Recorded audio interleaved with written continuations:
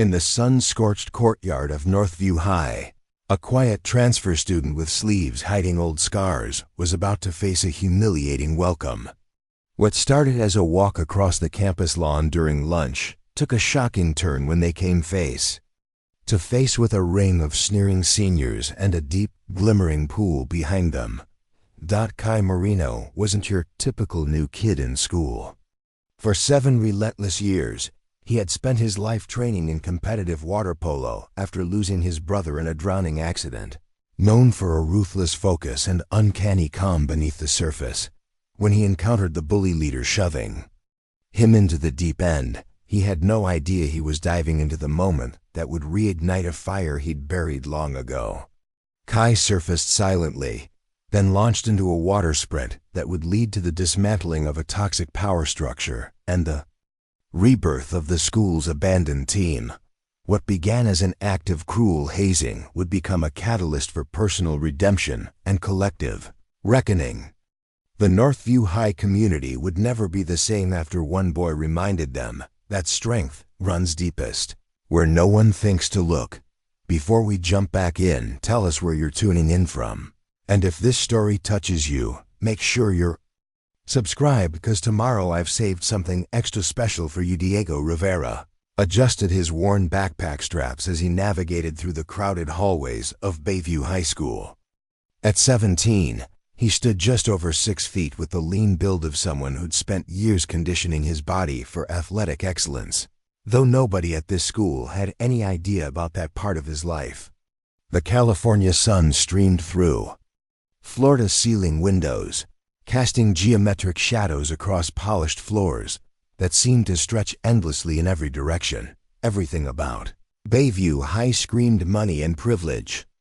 The lockers weren't the dented metal boxes from his old school in Riverside. These were sleek, modern units that looked like they belonged in a tech company. Students passed by wearing designer clothes with the casual confidence that came from never having to worry about whether their parents could afford new sneakers. Their conversations buzzed with talk of weekend trips to Lake Tahoe, college prep courses, and summer internships at their parents' companies. Diego kept his head down, dark hair falling across his forehead as he studied the schedule in his hands. First period, a P literature, room 214. He'd memorized the route already, but holding the paper gave him something to focus on besides the curious glances from other students. 3 weeks into the semester, and he still felt like an outsider studying a foreign culture. The thing about being the new kid at a school like Bayview was that everyone wanted to figure out your story. Where did you come from? What brought you here? Why did you transfer so late in junior year?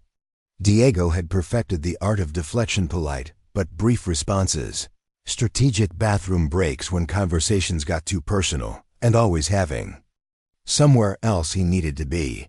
He slipped into his literature class just as the bell rang, taking a seat in the 3rd row where he could observe without drawing attention. Mrs. Chun was discussing symbolism in The Great Gatsby, and Diego found himself genuinely interested despite his exhaustion.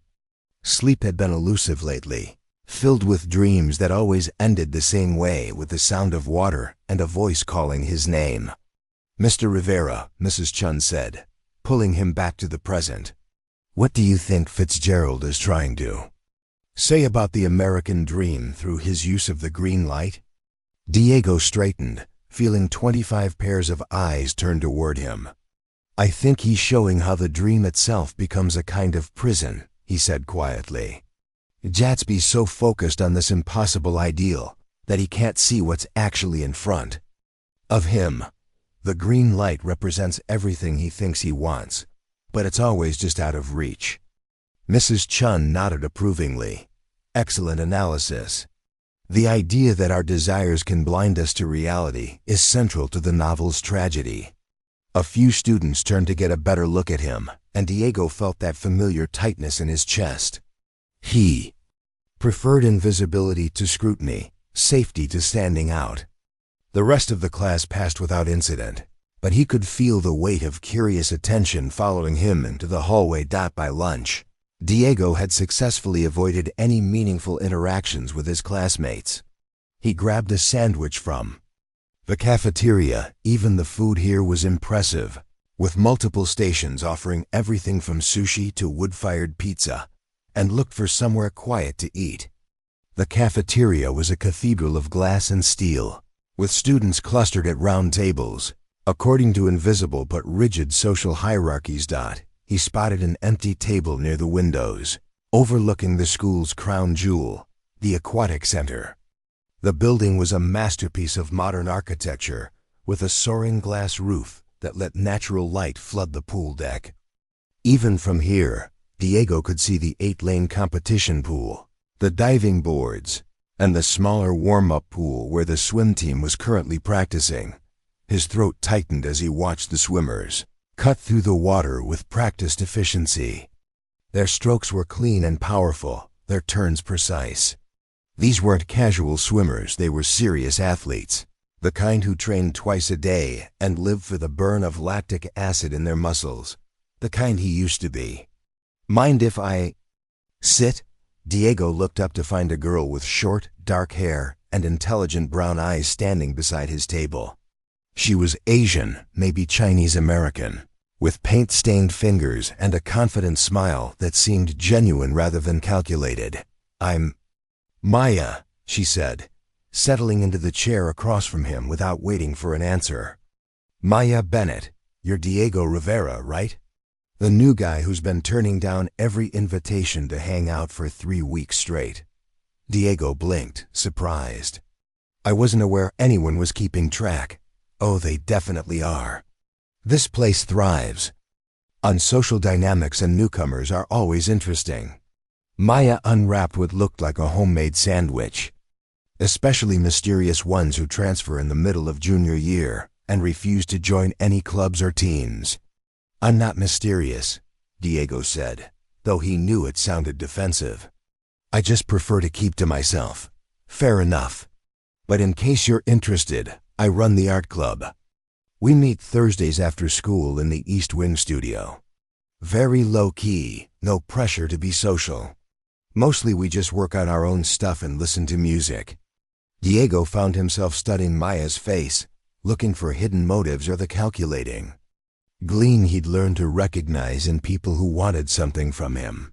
But she seemed genuinely relaxed, eating her sandwich and gazing out at the pool with casual interest. "Thanks," he said finally. "I'll think about it." "Cool, no pressure." Maya followed his gaze to the aquatic center. "You swim?" The question hit like a physical blow, and Diego felt his carefully constructed composure crack slightly. "No," he said, too quickly. "I don't swim." Maya's eyebrows rose slightly, but she didn't push. "The team's pretty intense. Chase Morgan, he's the captain. He's been training since he was like 5 years old. His parents are both Olympic swimmers. The whole family's basically aquatic royalty." As if summoned by his name, Chase Morgan emerged from the pool, water streaming from his perfectly muscled frame. Even from this distance, Diego could see the easy confidence in his movements, the way other swimmers automatically made space for him. Chase was everything Diego used to be, the alpha in his environment, the one everyone looked to for leadership. "They're good," Diego said, trying to sound casual. "They're more than good. They won state last year, and they're favored to repeat.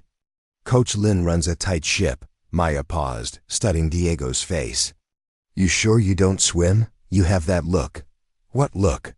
"Like you understand what you're watching. Most people see a bunch of kids splashing around. You're tracking their form, their breathing patterns. You know the sport." Diego forced himself to look away from the pool. "I used to know someone who swam. That's all." The lie came easily, polished by months of practice. It was technically true. He had known someone who swam. Jordan had been learning, had been getting better every day under Diego's patient instruction. Until the day when patience hadn't been enough. "I'm sorry," Maya said quietly, and something in her tone made Diego look at her again.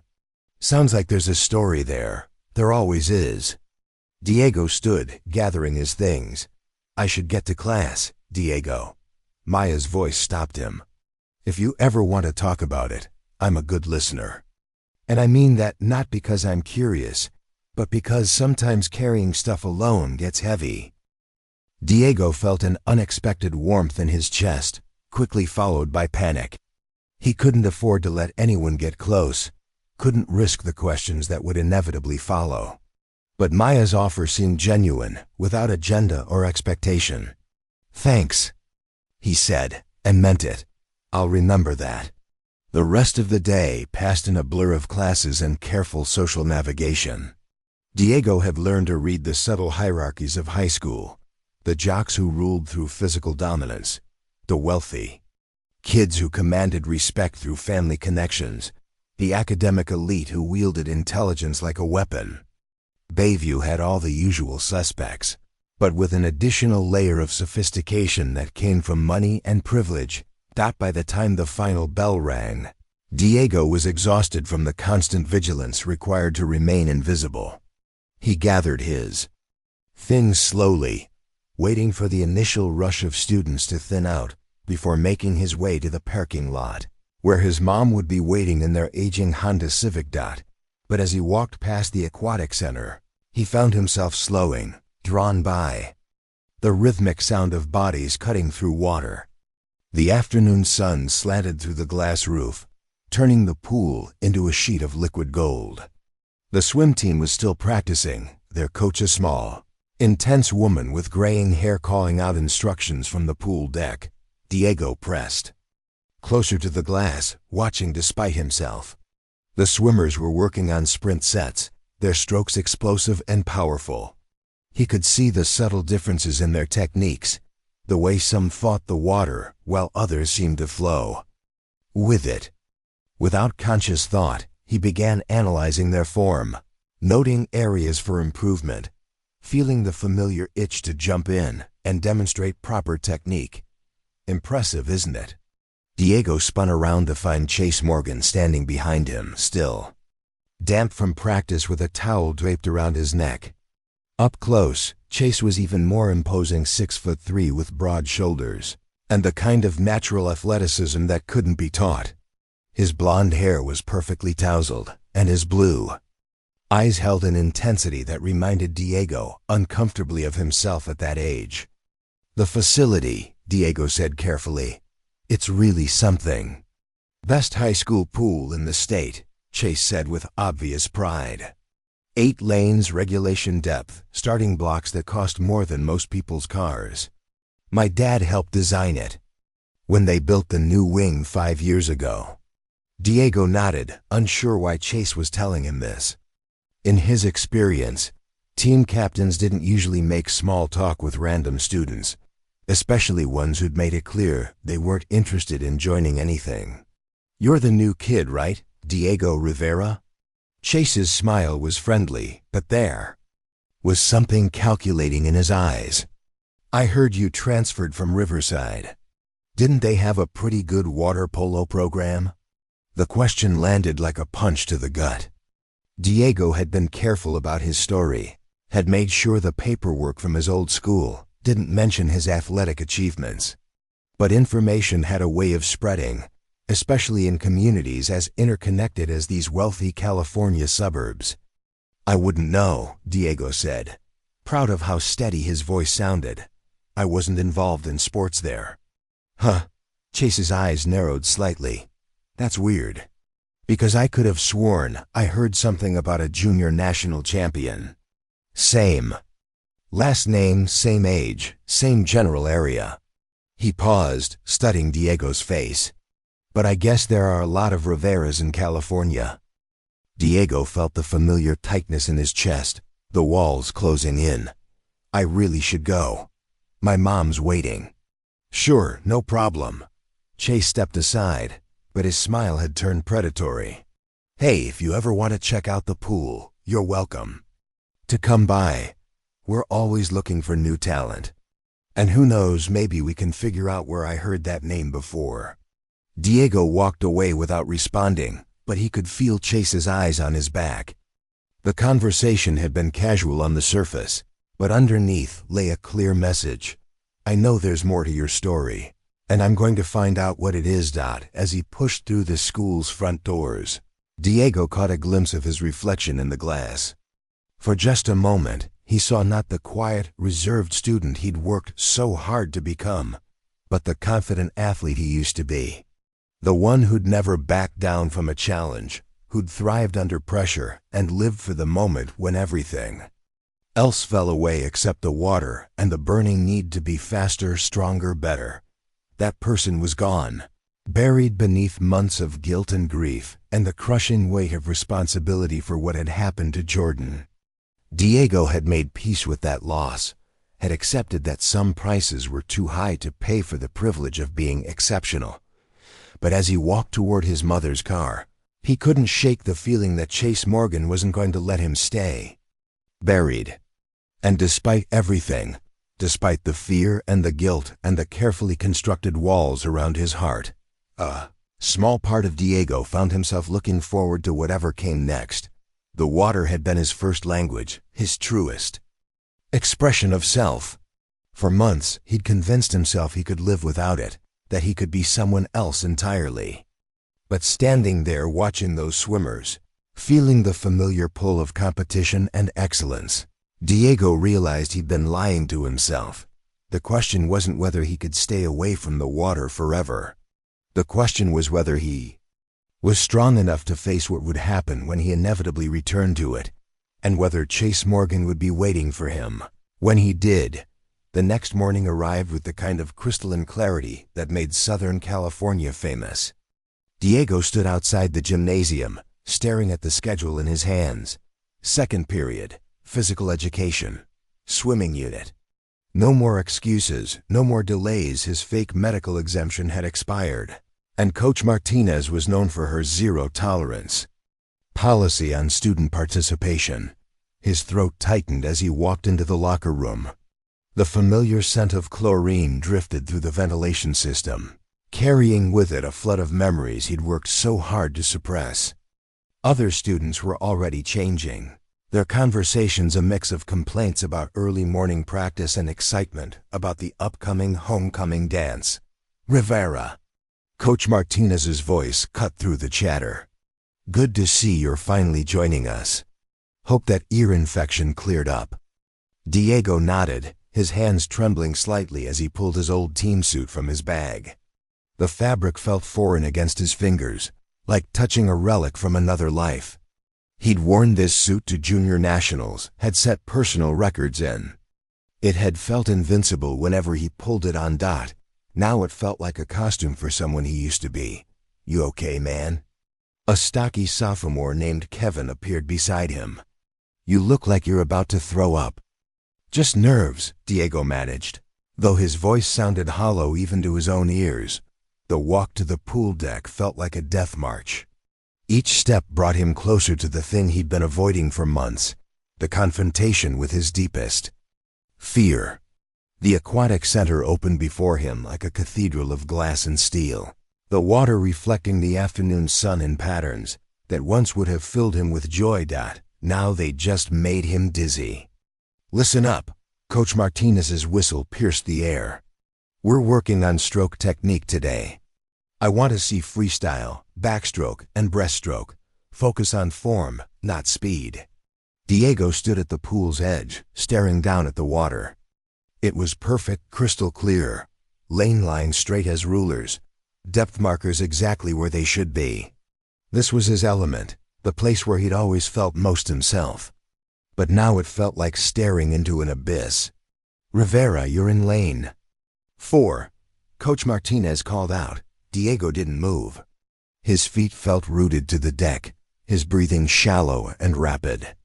Around him, other students were already entering the water, their splashes and laughter creating a cacophony that made his head spin. The sound triggered something deep in his memory. Jordan's voice, excited and eager, begging for just one more lesson. Diego? Coach Martinez appeared beside him, her expression shifting from impatience to concern. What's wrong? I can't, Diego whispered, the words barely audible over the noise. I can't get in. What do you mean you can't get in? But Diego was already backing away from the pool edge, his chest tight with panic. He could feel the curious stares of his classmates, could hear the whispers starting, but he couldn't make himself move toward the water. "I need to go," he said, turning toward the locker room. "I can't do this." He ran before Coach Martinez could stop him, his bare feet slapping against the wet deck. Behind him, he could hear the speculation beginning, the questions about what had just happened. By the time he reached his locker, his hands were shaking so badly he could barely work the combination. That was interesting. Diego spun around to find Tyrell Jackson standing near the lockers, water still dripping from his dark skin. Tyrell was one of Chase's inner circle, a junior with the kind of athletic build that spoke of years in the pool. They'd never spoken before, but Diego had noticed him watching during lunch, his expression thoughtful rather than hostile. "You sure you don't swim?" Tyrell continued, his voice neutral but curious. Because that wasn't the reaction of someone who's never been in a pool. Diego pulled his shirt over his head, trying to regain his composure. "I just don't like water." "Right." Tyrell toweled off his hair, studying Diego with an intensity that made him uncomfortable. "Look, I don't know what your story is, but you might want to figure it out fast. Chase has been asking questions about you, and he doesn't like mysteries." The warning was subtle but clear. Diego finished dressing in silence, acutely aware of Tyrell's scrutiny. There was something in the other swimmer's expression, not hostility, but something that might have been understanding. "Everyone's running from something," Tyrell said quietly as Diego headed for the door. "The question is whether you're going to keep running, or whether you're going to figure out how to stand still." Telling and preparing this story took us a lot of time, so if you are enjoying it, subscribe to our channel, it means a lot to us. Now back to the story. The confrontation came 3 days later, during the lunch period when most students were either in the cafeteria or scattered across the campus in small groups. Diego had been heading to his usual table by the windows when he noticed the crowd gathering near the aquatic center. Students were pressing against the glass walls, their phones out, recording something happening on the pool deck. His stomach dropped as he recognized the voices carrying across the courtyard. "Come on, Rivera." Chase Morgan's voice was loud enough to carry across the entire plaza. "Don't be shy. We're all friends here." Diego pushed through the crowd, his heart pounding. Chase was standing on the pool deck with Jake Sullivan and Marcus Webb, his 2 closest teammates. Between them, they had cornered someone against the starting blocks, someone Diego couldn't see through the press of bodies. "What's going on?" Maya appeared beside him, her face flushed with anger. "Chase is being an ass, as usual. He's got some kid trapped by the pool, trying to get him to jump in." Diego's blood turned to ice. "What kid?" "I don't know his name. Quiet guy, keeps to himself." Maya squinted through the glass. "Wait, isn't that?" But Diego was already moving, pushing through the crowd with single-minded determination. The glass doors to the aquatic center were heavy, but he threw them open with enough force to make them slam against the walls. The sound echoed through the space like a gunshot, and every head turned toward him. Chase was standing at the edge of the pool, his perfect smile faltering as he saw Diego approaching.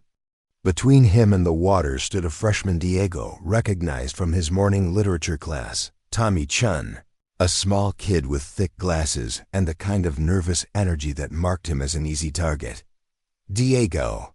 Tommy's voice was high with panic. "I was just walking by and It's okay," Diego said, his voice steady despite the rage building in his chest. "You can go." "Actually," Chase said, his smile returning, "Tommy was just about to show us his swimming technique." "Weren't you, Tommy?" The freshman shook his head frantically. "I don't know how to swim. I told you, I don't know how to swim." "That's what makes it fun," Jake Sullivan laughed, stepping closer to the smaller boy. "Sink or swim, right?" Diego felt something cold and dangerous settle in his stomach. This wasn't about Tommy Chun. This was about him, about Chase's need to assert dominance, to prove that he controlled this space and everyone in it. "Leave him alone," Diego said, his voice carrying across the water with surprising authority. "Or what?" Chase's eyes glittered with malicious amusement. "You'll stop us? You can't even get in the water yourself." The words hit like a physical blow, but Diego stepped forward anyway. "I'm not asking you to leave him alone. I'm telling you." Big words from someone who runs away from pay class, Marcus Webb sneered. "What makes you think you can tell us anything?" Diego looked at Tommy Chun, saw the terror in the kid's eyes, and felt something break open inside his chest. This was exactly what had happened to Jordan: older, stronger kids pushing him beyond his limits, making him feel like he had to prove himself in water that was deeper and more dangerous than he understood. "Because I'm the one you really want," Diego said, his voice growing stronger. "Tommy's just practice. I'm the real target." Chase's expression shifted, predatory instincts recognizing a worthy opponent. "Is that so? You want to know if I can swim? Fine, but leave him out of it." "Diego, no." Maya's voice came from behind him. She'd followed him into the aquatic center, along with Nina Tran and what looked like half the student body. "Don't do this." But Diego was already moving toward the pool, his hands steady as he pulled off his shirt. The water stretched before him like a challenge, like a test he'd been avoiding for too long. "One race," he said, his voice carrying across the suddenly silent space. 50 meters freestyle. You win, I'll tell everyone exactly why I don't swim anymore. I win, you leave Tommy and every other kid in this school alone." Chase's eyes widened with surprise and something that might have been respect. "You're serious? Dead serious?" The pool deck fell silent, except for the gentle lapping of water against the gutters. Diego could feel the weight of 100 watching. Eyes could hear the whispered conversations of students who'd pulled out their phones to record whatever was about to happen. "You're on," Chase said, his competitive instincts overriding his surprise. "But when I beat you, I want the whole story. No more mysteries, no more lies." Diego nodded, his heart hammering against his ribs. He hadn't been in a pool in over a year, hadn't felt the burn of chlorine in his lungs or the perfect silence that existed underwater. But as he stood at the starting blocks, he realized that some things were stronger than fear. Some things were worth the risk. The water was colder than Diego remembered, shocking his system as he dove in for warm-up. His body moved on autopilot, muscle memory taking over as he swam easy laps to prepare for the race. The familiar sensation of water flowing around him was both terrifying and exhilarating, like greeting an old friend who might also be an enemy. Chase was already in the pool, his strokes technically perfect as he warmed up. He looked completely at home, every movement calculated and efficient. This was his domain, his stage, and he performed with the confidence of someone who'd never doubted his place in the world. "Last chance to back out," Chase called across the lanes, but there was no mockery in his voice now. The approaching race had transformed him from bully to competitor, and competitors respected the ritual of preparation. Diego shook his head, climbing out to take his place at the starting blocks. The crowd had grown, students pressing against the glass walls and filling the bleachers. He could see Maya in the front row, her face tight with worry, and Nina Tran with her camera trained on the starting line. "Swimmers, take your mark." Coach Lynn's voice cut through the chatter. She'd appeared from nowhere, her expression unreadable as she prepared to officiate the impromptu race. Diego settled into his starting position, his body remembering the stance that had been drilled into him through thousands of training sessions. The blocks felt different than he remembered, or maybe he felt different. A year ago, he would have been supremely confident, certain of his abilities and his place in the water. Now he was swimming on instinct and hope. The starting signal echoed through the aquatic center like a gunshot. Diego's dive was rusty, his entry angle slightly off, but the moment his body cut through the water, something clicked. His dolphin kick was still strong, carrying him further than Chase despite his imperfect start. When he surfaced, his stroke felt foreign for the first few meters, too much tension. His catch slightly off, but then muscle memory took over. The water stopped being an obstacle and became an ally. Diego's stroke lengthened. His breathing settled into the rhythm he'd practiced 10,000 times.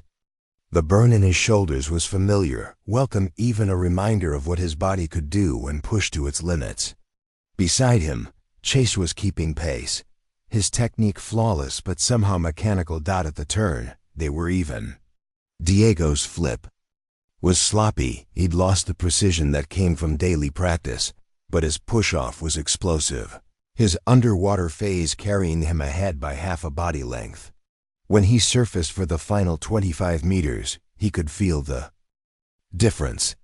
His stroke was flowing now, efficient and powerful, drawing on years of elite training. The crowd was screaming, their voices blending into a wall of sound that seemed to push him forward. With 10 meters to go, Diego increased his stroke rate without sacrificing distance, his lungs burning, his shoulders screaming. But there was something else there too, a joy he'd almost forgotten existed. He touched the wall a full body length ahead of Chase, his hand hitting the timing pad with authority.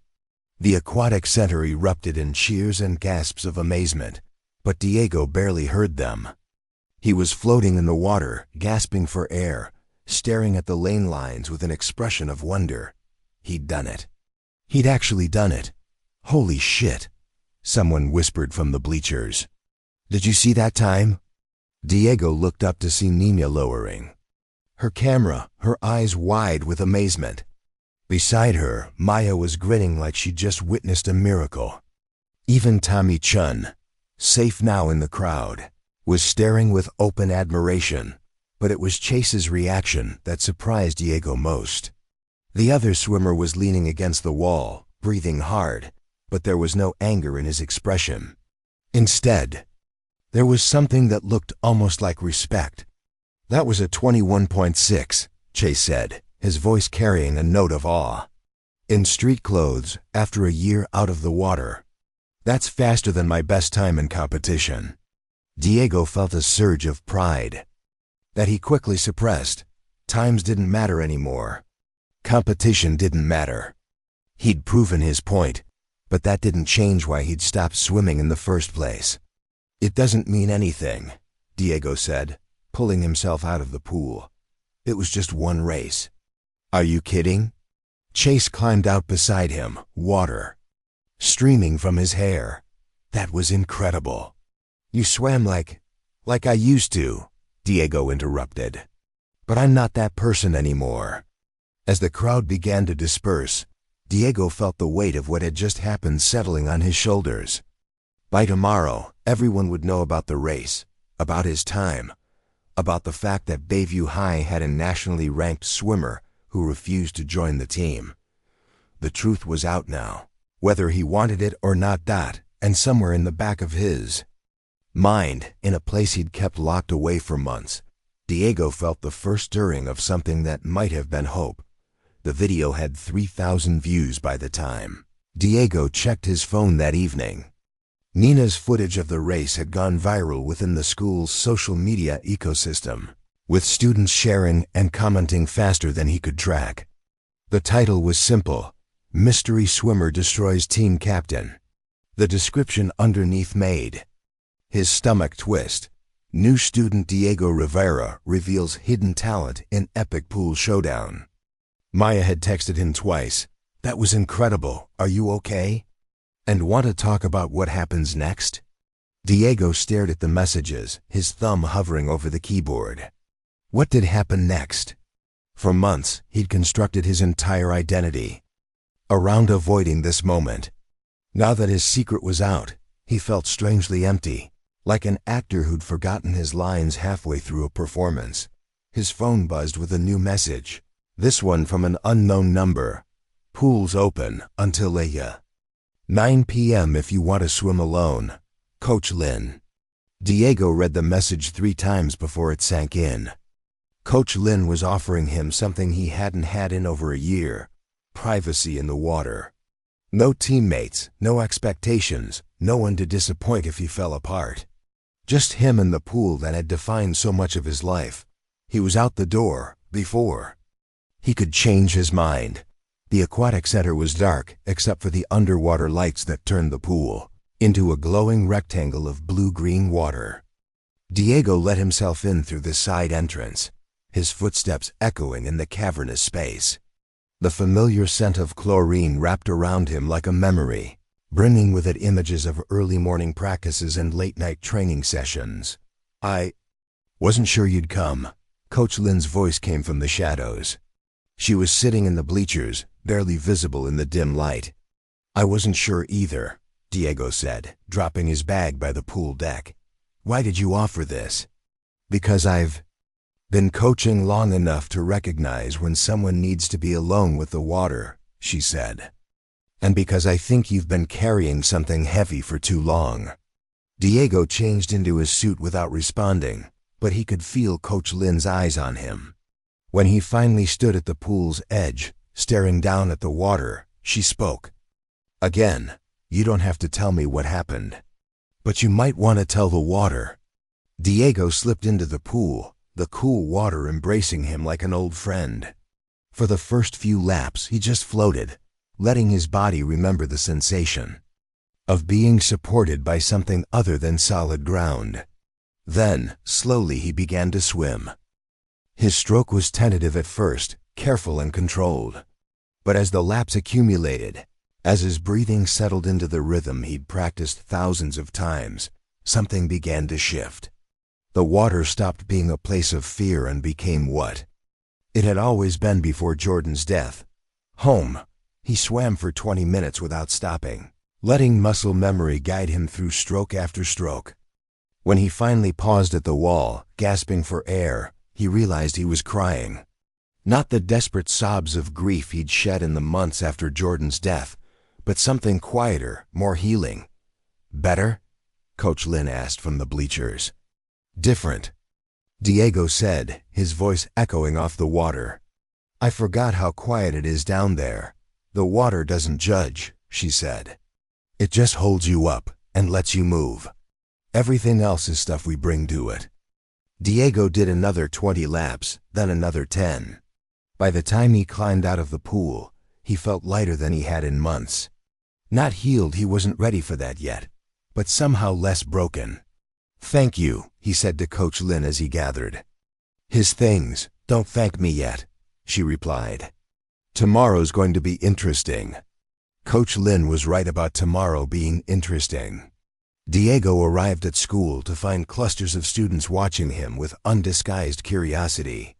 The video had spread beyond Bayview's social media bubble, shared by alumni and picked up by local swimming forums.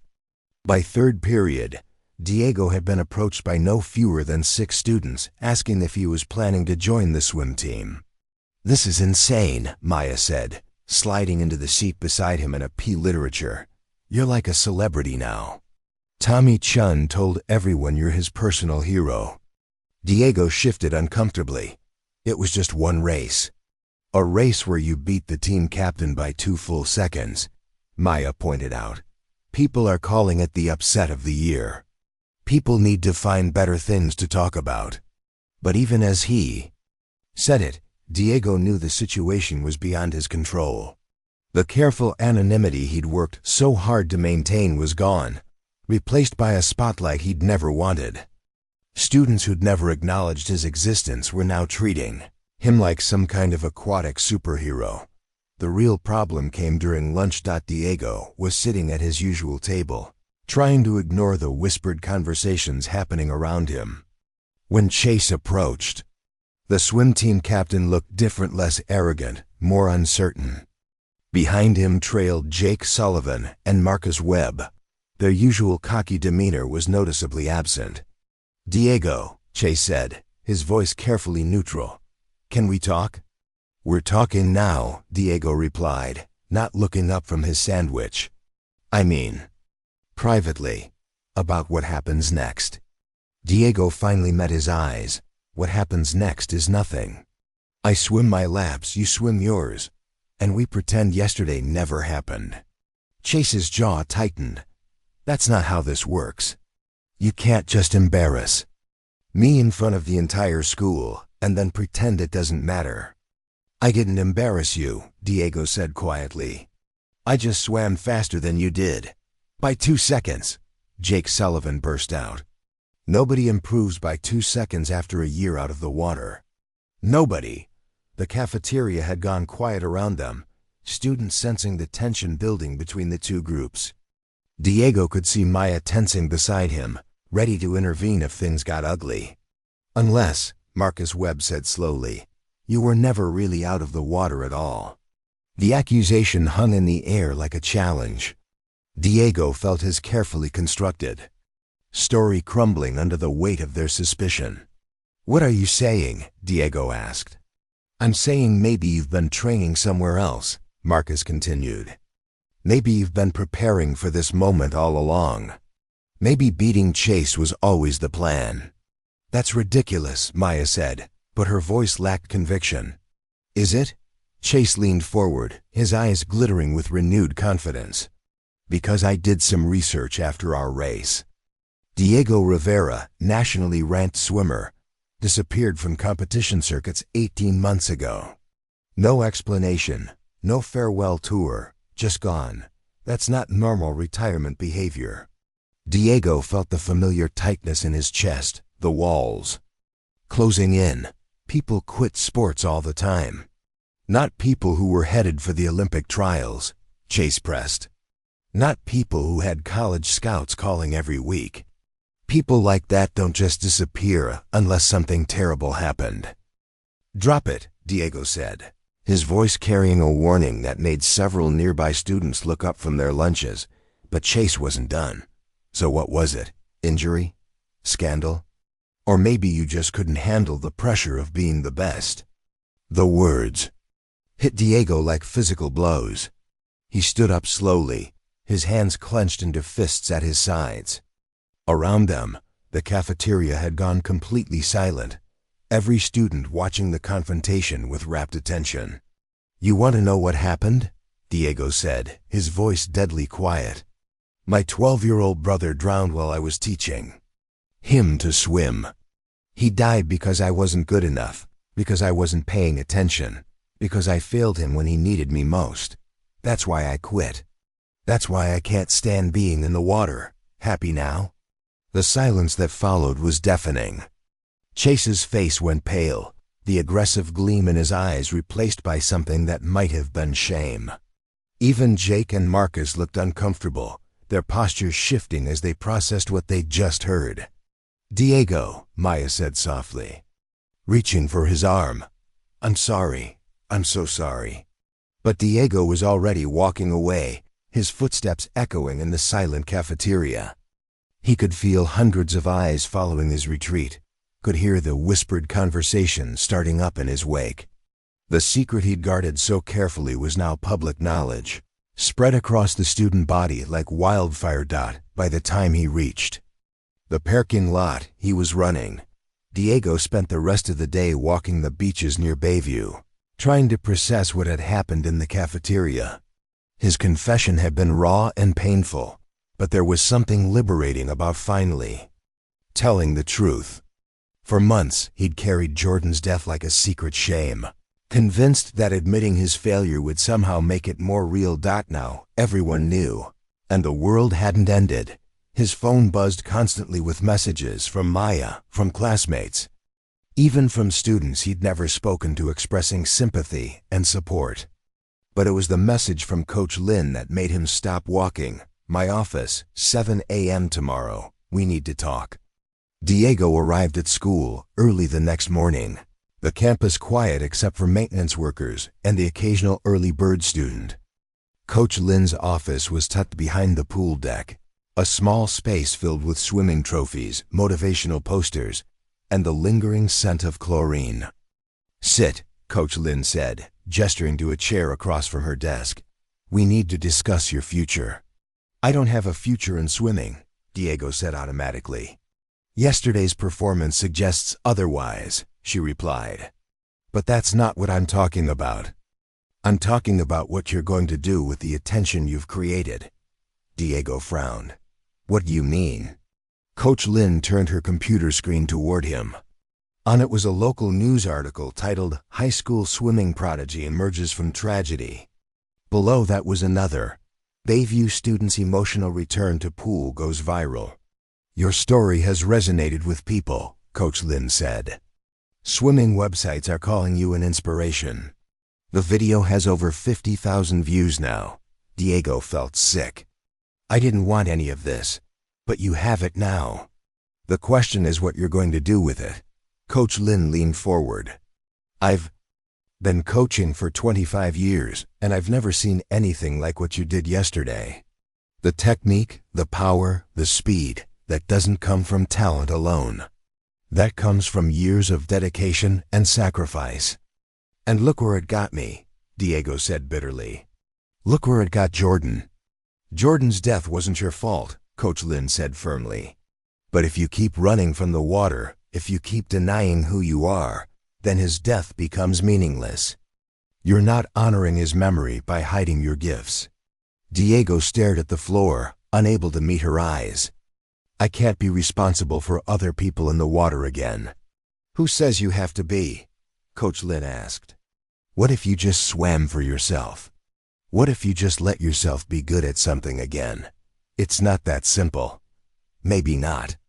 But I have a proposition for you. Coach Lynn pulled out a folder from her desk. The district is sponsoring an exhibition match next month. Mixed teams, open to all students, not just varsity swimmers.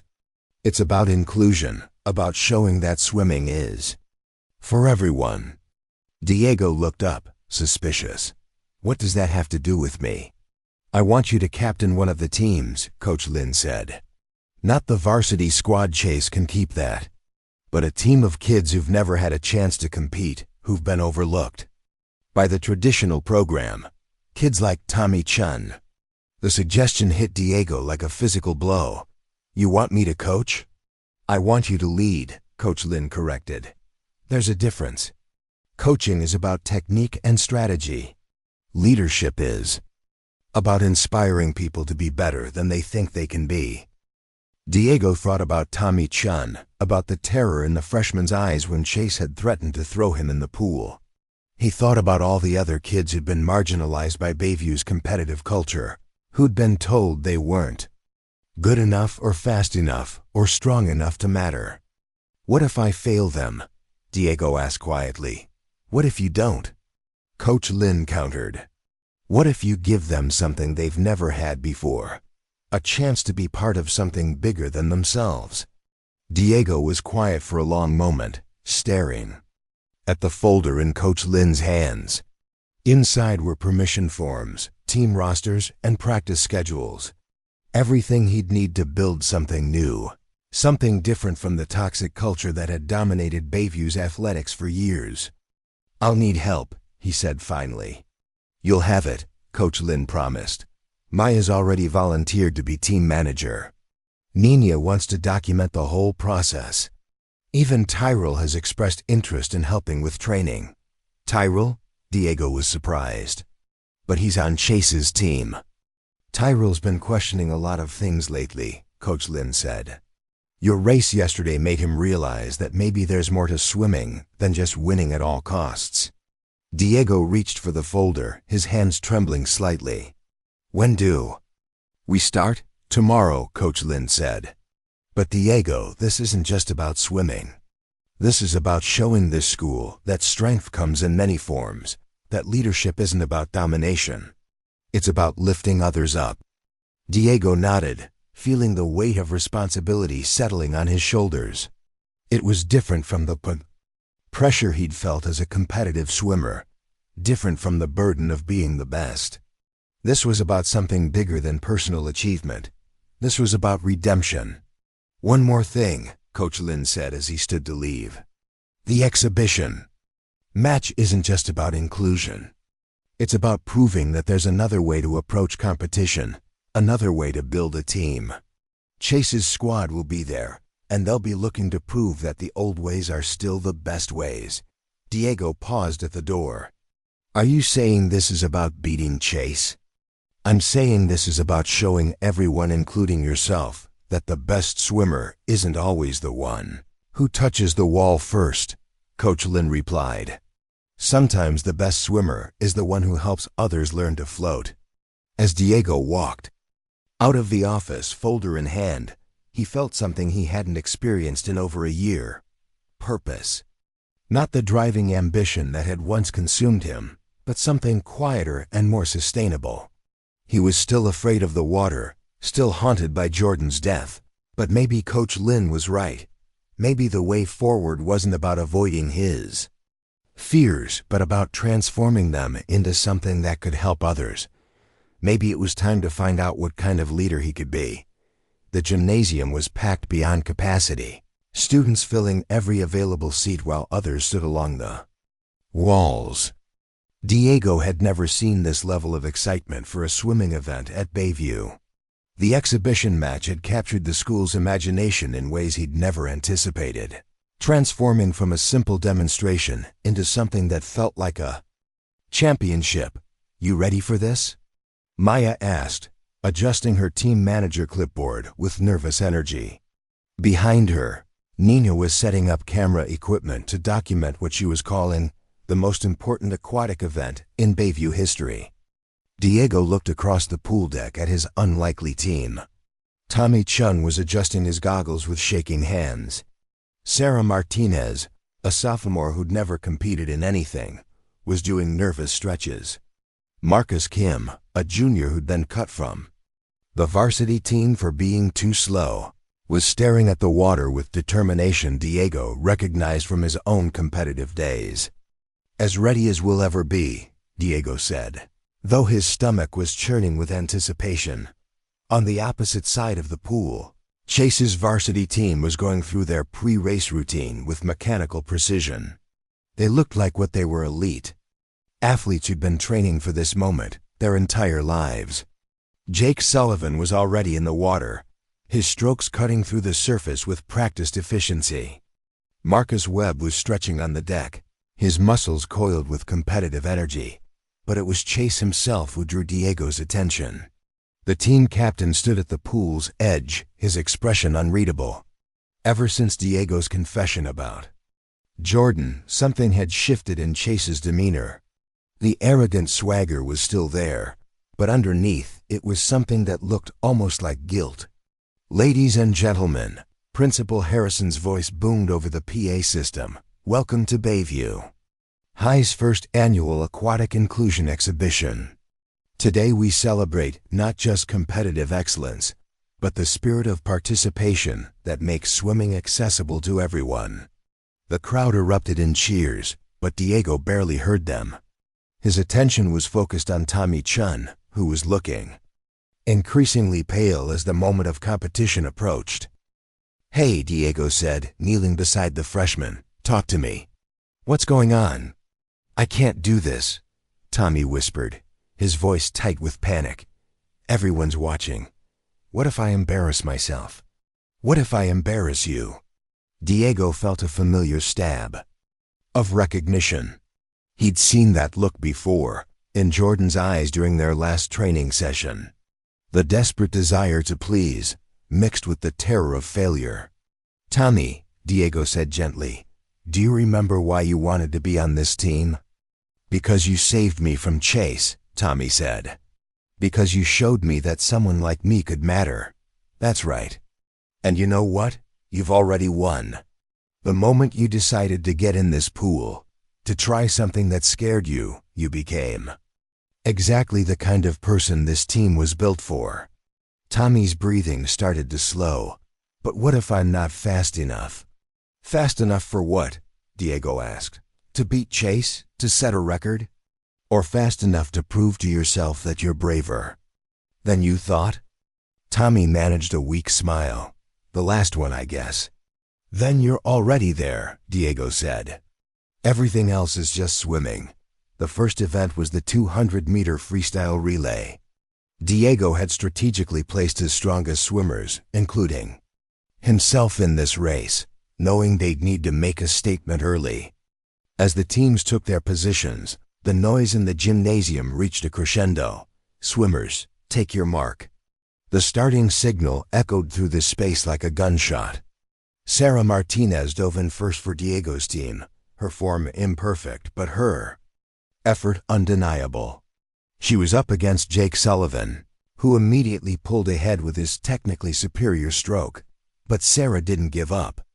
She swam with heart if not with speed, touching the wall a full 3 seconds behind Jake, but earning thunderous applause from the crowd.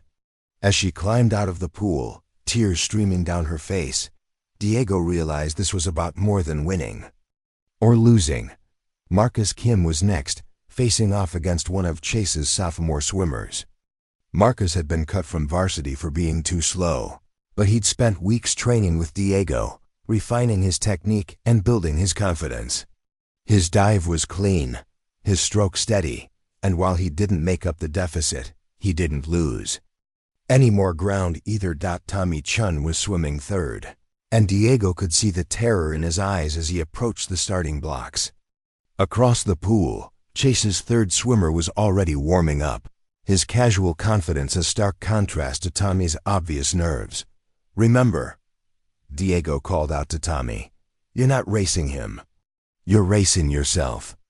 Tommy nodded, taking his position. When his teammate touched the wall, Tommy dove in with more courage than technique. His stroke was awkward, his breathing pattern irregular, but he swam with everything he had.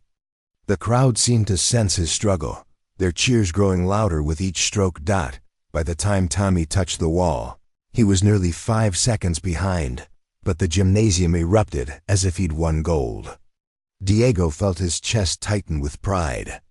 And something else, a recognition of the courage it took to compete when you knew you weren't the best. Now it was Diego's turn. He approached the starting blocks feeling the weight of his team's hopes, the pressure of the moment, and underneath it all, the ghost of Jordan's voice cheering him on. Chase was already in position, his stance perfect, his focus complete. This was what he'd been born for, the moment when everything else fell away except the water and the need to be faster than everyone else. "This is it," Diego whispered to himself, settling into his starting position. "This is for Jordan. This is for the team. This is for everyone who's ever been told they're not good enough." The starting signal fired, and Diego exploded from the blocks.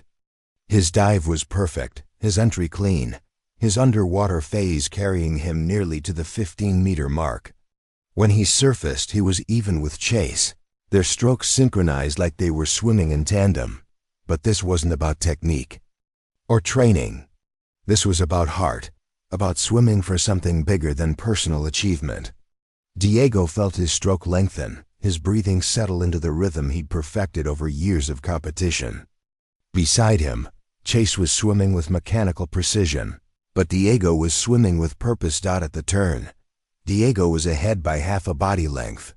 The crowd was on its feet, their cheers creating a wall of sound that seemed to push him forward. He could feel Chase responding, could sense the other swimmer's desperation as he tried to close the gap. With 25 meters to go, Diego made his move. He increased his stroke rate without sacrificing distance, drawing on every technique he'd learned, every hour he'd spent in the pool, every moment of pain and joy that had brought him to this point. He touched the wall a full body length ahead of Chase, his hand hitting the timing pad with authority. The gymnasium exploded in celebration, but Diego barely heard it. He was floating in the water, gasping for air, staring at his teammates who were crying and laughing and celebrating like they just won the Olympics. The aftermath of the exhibition match was unlike anything Bayview High had experienced. Diego's team had lost the overall competition. Chase's varsity squad was simply too talented and experienced.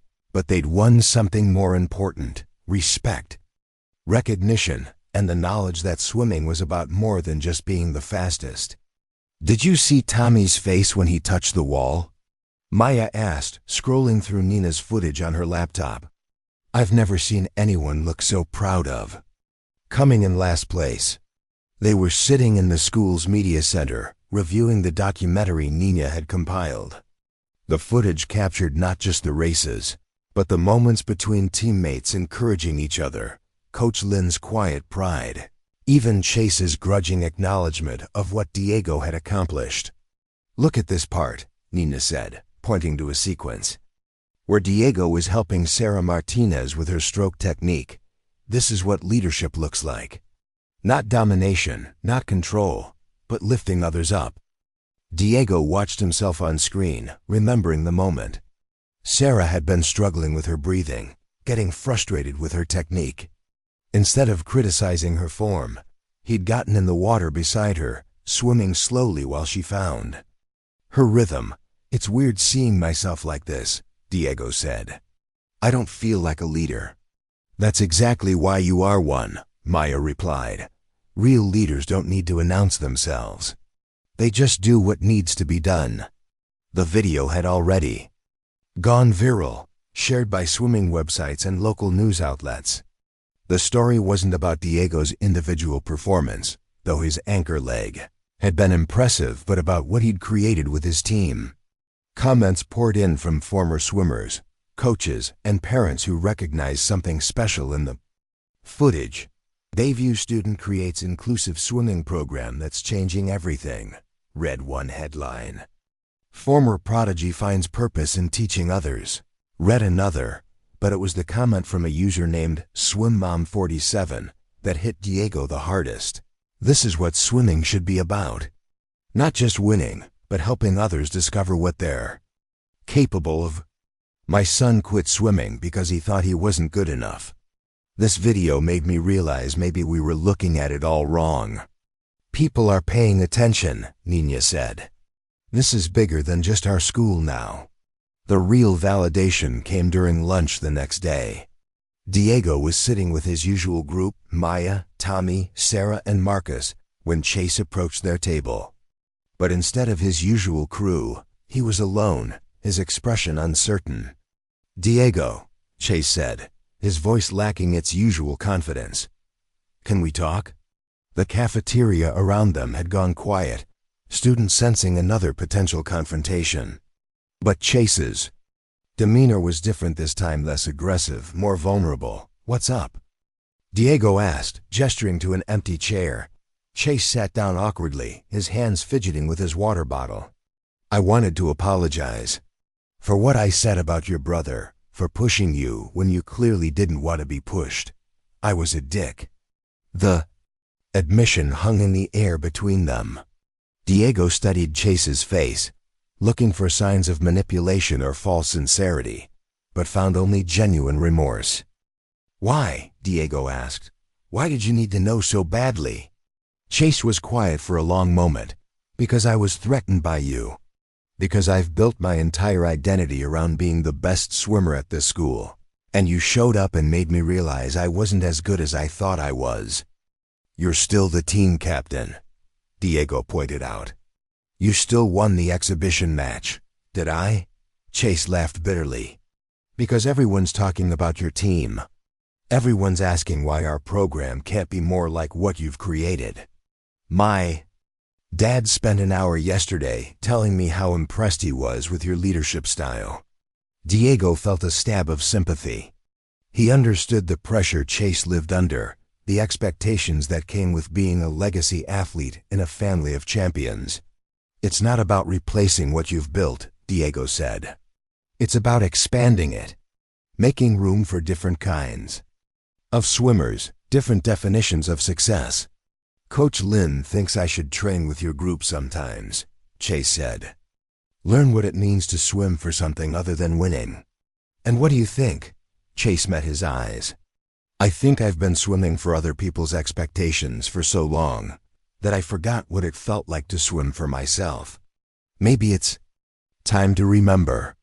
The conversation was interrupted by Tyrell Jackson approaching their table.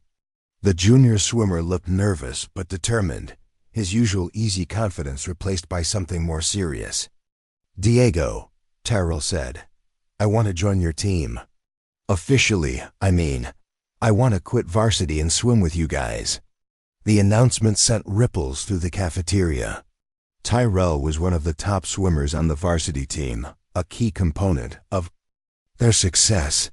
His defection would be significant both competitively and symbolically. "Are you sure?" Diego asked. "You're giving up a lot."